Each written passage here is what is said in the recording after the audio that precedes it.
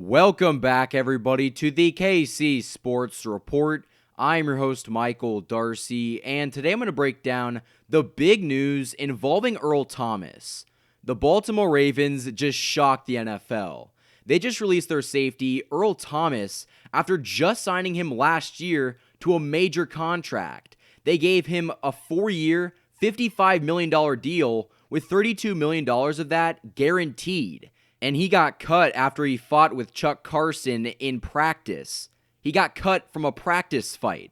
And that just makes me very confused because fights and practices happen all the time. I mean, you got two very competitive guys going at each other. You're going to say some things and you're going to be a little bit more physical, which is not out of the ordinary. But the fact that the Ravens cut him so quickly might be a major red flag to anybody looking to pick him up. But Earl Thomas has had a very eventful offseason already. He actually got into a big cheating scandal with his wife where she actually pointed a gun at him. So he's having a pretty rough offseason. And that could be another reason why they cut him. They're just sick of the drama. They're sick of him bringing his problems into the locker room. And maybe he's more of a cancer in the locker room than we know.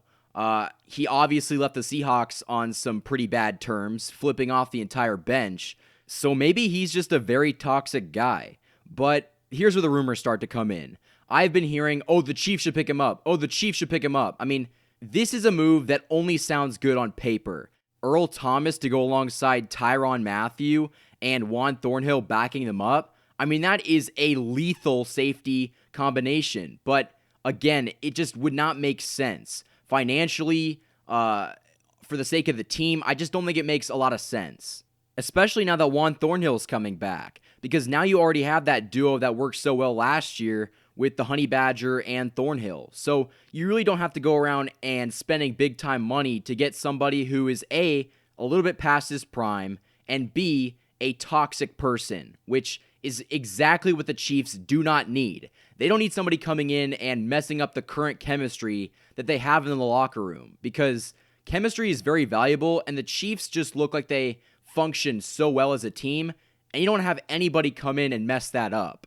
It's funny because Earl Thomas came very close to signing a 1-year deal worth about $12 million last year with the Chiefs, but Baltimore came in and got him on that massive deal, and he only played 1 year in Baltimore before they called it quits. So I think it's pretty obvious that he made the wrong choice, but he's not going to get a second chance. I can't see the Chiefs putting an offer out there. There's so many other teams that want him, and as we all know, the Chiefs are very stretched in cap space. They don't have that much, and I'm very high on Juan Thornhill. I think that he's going to be very good, and to pair that with Tyrann Mathieu and Daniel Sorensen backing him up, I think that that's a very good safety trio that can get the job done. Let me know what you guys think down in the comments below. Do you think the Chiefs should go out and sign Earl Thomas or pass him up?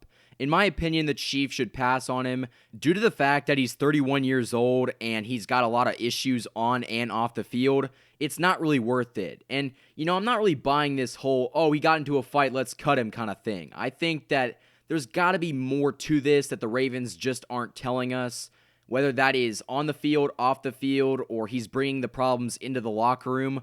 We don't know. But I highly doubt that just because of that fight, the Ravens cut a guy like Earl Thomas. Hopefully that whatever decision Brett Veach makes, it helps the Kansas City Chiefs. Thank you everybody for listening. Don't forget to like and subscribe. If you guys really enjoy the content on the channel, the best thing you can do is subscribe. I would really appreciate that. You can also support the channel through the Patreon. The link to that is in the description. Thank you everybody for listening to the KC Sports Report by Michael Darcy.